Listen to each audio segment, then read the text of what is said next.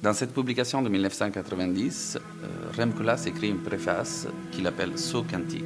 Dans le monde contemporain, les programmes deviennent abstraits, en ce sens qu'ils ne sont désormais plus liés à un endroit ou à une ville spécifique.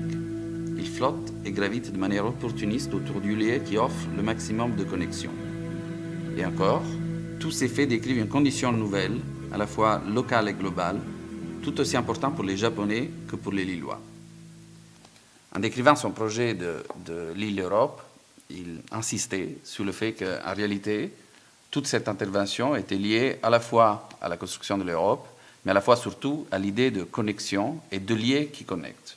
Le projet est issu d'un concours et la demande était de construire la dernière parcelle libre de la première phase du quartier d'Euralille. Le quartier commençait en 1988 avec le projet Demain en association avec François Delay. La parcelle était extrêmement intéressante parce qu'elle s'y situait au même temps à la fin de l'avenue Le Corbusier et au carrefour entre l'avenue du Faubourg de Roubaix, la place de Valladolid, la voie à haute vitesse, le périphérique, et le cimetière qui finissait cette perspective. Sa géographie, en fait sa position, nous suggérait dès le départ de continuer la logique de connexion mise en place par le projet Demain à travers une résolution sophistiquée qui puisse presque se positionner comme rotule, comme point de suture du tissu et unir tous les éléments qui gravitaient autour.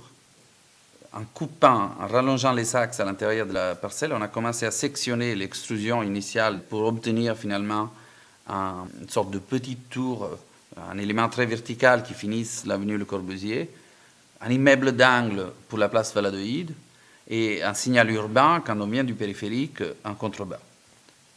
De plus, le volume, la géométrie nous permettait à la fois de dégager les vues des logements et à la fois d'ouvrir l'ensemble du carrefour sur le fond arboré du cimetière au nord. Pour compléter cette démarche de mise en relation, nous avons imaginé les façades comme un ensemble de fenêtres tournant à 360 degrés sur la ville. Une sorte de cadrage qui donnait à la fois vers le nouveau, vers le végétal et vers le centre-ville.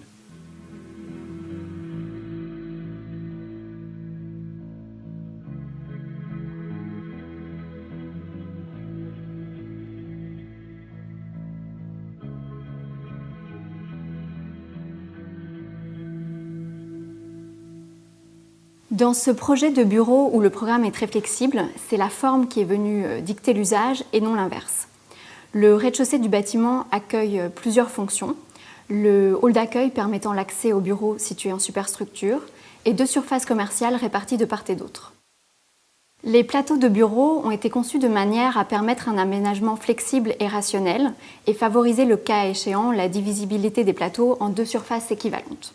Au niveau de chaque étage courant, l'ensemble des surfaces de bureaux sont réparties le long des façades et entourent un noyau central fonctionnel qui regroupe l'ensemble des espaces servants. Pour accompagner la création de cadrage sur la ville, 4 modules différents de façades ont été créés et ont été générés selon l'orientation du bâtiment, l'usage ou encore les besoins thermiques.